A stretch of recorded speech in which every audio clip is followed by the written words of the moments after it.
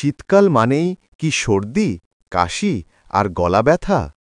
হাঁচি দিতে দিতে কি দিন পার হচ্ছে? চিন্তা নেই।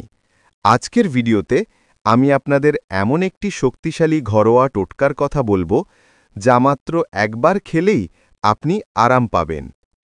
শীতের শুরুতে বা মাঝে আমাদের ইমিউনিটি বা রোগ প্রতিরোধ ক্ষমতা কমে যায়, তাই চট করে ঠান্ডা লেগে যায়।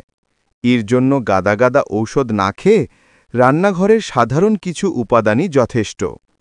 এই ম্যাজিক রেমেডি তৈরি করতে আপনার লাগবে মাত্র 3টি জিনিস।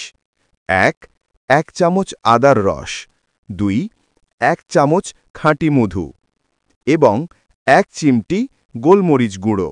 সবগুলো উপাদান একসঙ্গে মিশিয়ে নিন। এটি প্রতিদিন সকালে এবং রাতে ঘুমানোর আগে 1 চামচ করে খান। আদা আপনার গলার খুসখুসে ভাব কমাবে, মধু গলার আর্দ্রতা বজায় রাখবে এবং গোলমরিচ কফ বের করে দিতে সাহায্য করবে। এর পাশাপাশি সারাদিন কুসুম গরম জল পান করার চেষ্টা করুন।